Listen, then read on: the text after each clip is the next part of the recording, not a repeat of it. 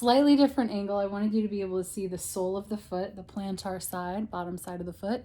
So now that we've done our nice shampoo circles around the ankle, one other thing that you can do is make a little basket out of your hands. Just loosely connect your fingers together.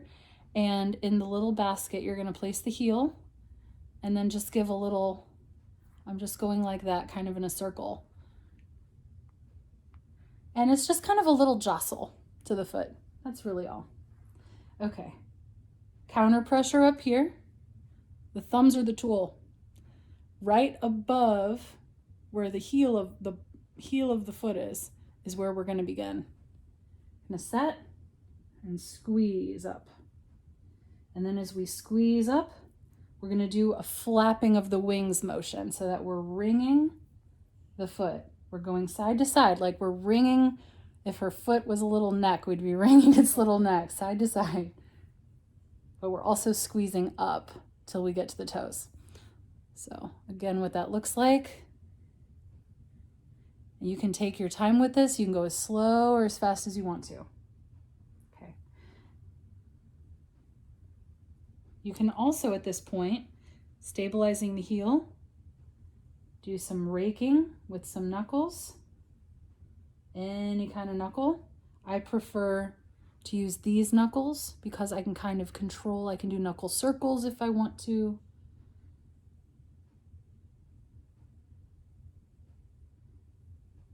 But knuckles are a little bit more of an intense tool. So if you've got a really tight foot and a flat tool like the heel of a hand, or if the thumbs just aren't doing it, or if that's stressing your thumb too much, use a bigger, smarter tool. So use a knuckle if your thumbs aren't cutting the mustard.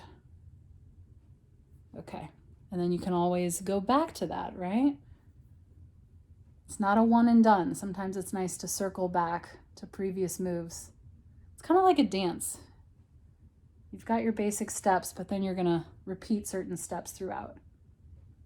Okay, so now once we're at the toes, a couple things we can do. We can kind of give each toe a nice little wiggle and squeeze. Wiggle and squeeze. This little piggy went to the market kind of thing. Some people really love that.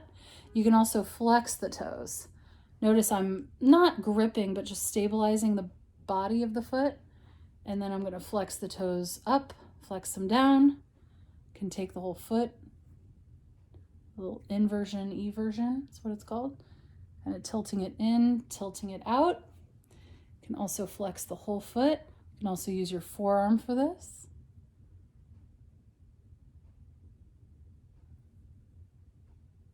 Make sure when you're flexing it that you're not just pushing it at any old angle. See how this is not a good angle, right? We want her joints to be nice and stacked. So with the leg and the foot and the ankle, we want it to look like the number 11, like just a straight line. So whenever I'm stretching, it's not about what it looks like in terms of being like Instagram worthy, big dramatic stretch, right? Everybody wants this like big, beautiful, visually pleasing stretch, but it's really more about, are the joints stacked? And then are we working through the natural range of motion that they have? So never force a stretch. Okay, I'm going to go back to this one, all the way up to the toes. I like to give the toes a little bit of a flex. I kind of fan them out. Do a little bit of separation. People that have really ticklish feet, I don't recommend doing too much with the toes. Toes tend to be quite ticklish. You can also, for people with really gnarly soles of their feet, not saying Cassie does, you have lovely feet, but a lot of people do. I know I do. I have hobbit feet. So a lot of the time when I'm massaging my own feet, I'll break out a single knuckle.